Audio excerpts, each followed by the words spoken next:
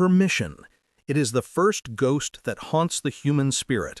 The invisible chain that has held back more empires than any war, any economic collapse, any force of nature. From the moment you could speak, you were conditioned to seek it, to raise your hand and ask if you could be excused, to present your plans for approval, to wait for the nod from the gatekeepers, the authorities, the ones who supposedly knew better. You have been living your life on your knees, mentally begging for scraps of validation from a world that is largely indifferent to your existence. And I am here to tell you that this begging ends now.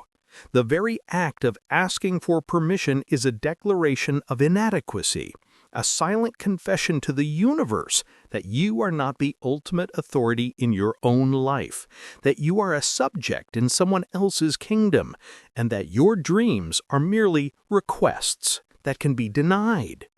This is the great lie of civilized society, the pacifying drug that keeps the masses in orderly lines, living quiet lives of desperation. Their greatest ambitions forever trapped in the waiting room of someday and if only. But look at the figures who carved their names into the granite of history.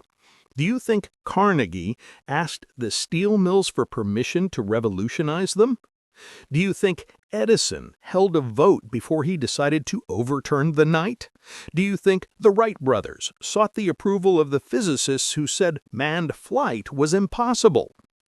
They operated from a different principle entirely, a principle that you must now embody, the principle of command. To command is not to request. It is not to hope, it is not to negotiate. To command is to decide, to declare, and to direct the flow of events as if you were the source of them. There is a fundamental schism in human consciousness, a chasm that separates the children from the sovereigns. The children wait for the world to give them a reality. The sovereigns understand a terrifying and liberating truth. You do not discover your reality, you generate it. You are not a tenant in this universe. You are a co-creator of it. And the moment you stop asking for the keys and start realizing you are the landlord is the moment your entire existence shifts from the passive narrative to an active creation. This is the core of the sovereign mindset, the unshakable understanding that the power you have been seeking in external validation, in diplomas, in job titles, in the likes and shares of strangers, has been within you all along, dormant, waiting for you to stop giving your power away. Every time you hesitate because you're not certified, every time you silence an idea because it might sound foolish, every time you dim your light to make others comfortable, you are kneeling before an imaginary throne and pledging your allegiance to a ghost. You are reinforcing the very prison you wish to escape. The first and most violent act of liberation is to stage a coup in your own mind, to depose the committee of critics, the phantom parents, the shadowy figures of authority that you have let set up camp in your consciousness. You must evict them. This is an internal revolution, and like all revolutions, it is not polite. It is not orderly. It is a bloody and beautiful reclaiming of your own territory. This requires a level of self-belief that will feel to the outside world like arrogance, like delusion, like madness. And you must wear that label as a badge of honor. For the world only calls you mad when you begin to operate on a frequency it cannot comprehend. This is the faith of a Henry Ford, who, when experts told him his V8 engine was a mechanical impossibility, didn't ask for their permission to be right. He simply commanded his engineers to continue working until they had created the impossible. He didn't accept their reality, he imposed his own. This is not about positive thinking, this is about a fundamental recalibration of your identity. You must stop seeing yourself as a seeker of opportunities and start seeing yourself as a creator of them. The opportunity is not out there, waiting to be found. The opportunity is in here, waiting to be projected. But a sovereign cannot rule over a vague and undefined kingdom. You must move from this empowered state of being into the realm of precise, unwavering intention. You must define with surgical clarity what this new, self-commanded reality actually looks like. Vagueness is the enemy of command. You cannot command success or happiness. These are foggy concepts, the shift in the wind. You must command a specific, tangible, and measurable outcome. This is the act of writing your own decree. It is the practice of taking the whispers of your soul and translating them into the unbreakable law of your life. If your reality is a block of marble, then your definite chief aim is the chisel. Without it, you are just making dust. You must sit down in the silent war room of your mind and decide, with finality, what the victory conditions are. Not what you hope for, not what would be nice, but what you are commanding into existence. This is what separates the dreamer from the sovereign. The dreamer has a wish. The sovereign issues a decree. And once that decree is issued, the universe and every resource within it begins to reorganize itself to match your command. But a decree without a plan is a fantasy, and a sovereign does not deal in fantasy. This is where you must embrace the gritty, unglamorous, and glorious work of building the architecture of your new reality. This is the master plan. This is where you move from the throne room to the drafting table. You must become a strategist, an engineer of your own life. This means breaking down your grand decree into a series of actionable daily commands. What is the one thing you must do today to lay one brick of this new structure? This is not about being busy. It is about being effective.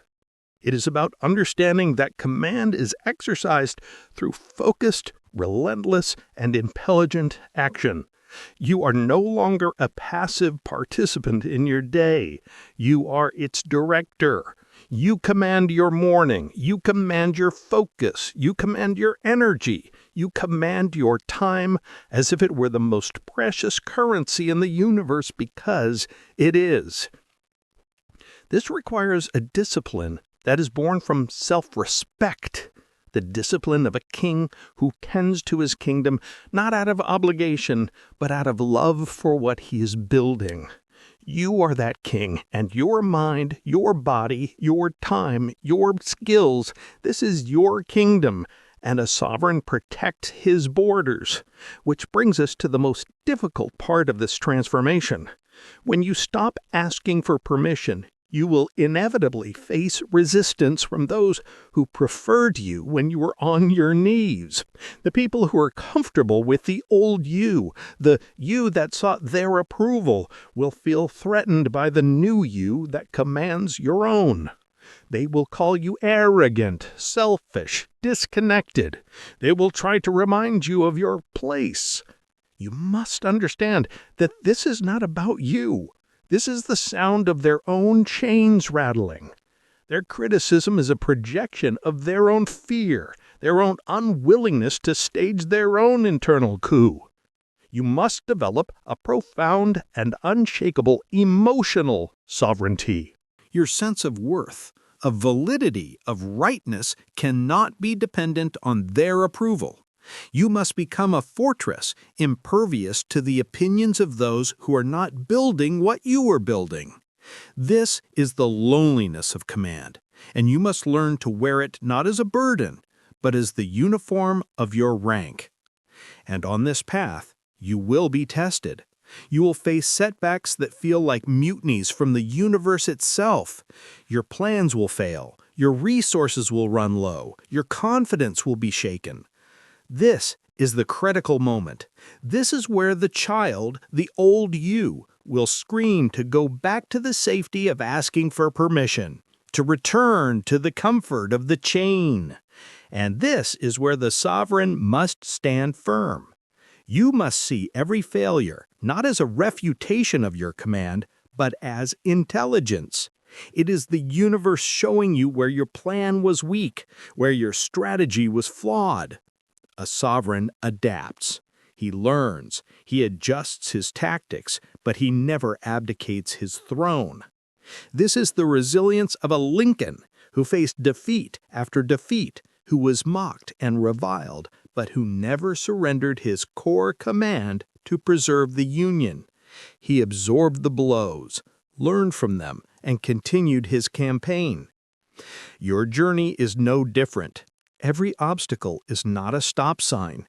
It is a training exercise designed to make you a stronger, wiser, more formidable commander of your reality. And as you persist, as you learn, as you refine your command, you will begin to see the physical world bend to your will. Opportunities will appear. The right people will be drawn to you. Resources will materialize. This is not magic. This is law. When you operate with the unwavering frequency of a creator, you attune yourself to the creative forces of the universe itself. You become a vortex for the manifestation of your own decrees. But with this power comes a profound responsibility. A true sovereign does not command for selfish gain alone. A tyrant commands for his own ego. A sovereign commands for the betterment of his entire kingdom. Your command must be rooted in value, in service, in a purpose greater than your own aggrandizement. Your wealth, your influence, your success must be a byproduct of the value you create for others. This is what gives your command moral authority. This is what transforms a personal victory into a legacy. And through it all, you must govern with the spirit of gratitude. Gratitude for the power to command, gratitude for the challenges that forged your strength, gratitude for the privilege of being a conscious architect in a world of sleepwalkers. This gratitude is the final seal on your sovereignty. It ensures that your command comes from a place of abundance and power, not scarcity and fear. So I ask you now, whose permission are you still waiting for? The permission to be great? The permission to be wealthy? The permission to be free? Look at your life at this very moment. It is the sum total of every permission you have been granted. Is it enough? If not, then the time for asking is over. The time for begging is done. You must rise from your knees, dust off your ambitions, and step into the authority that has been yours since the beginning. The universe is not waiting to give you a signal. It is waiting for you to give the command.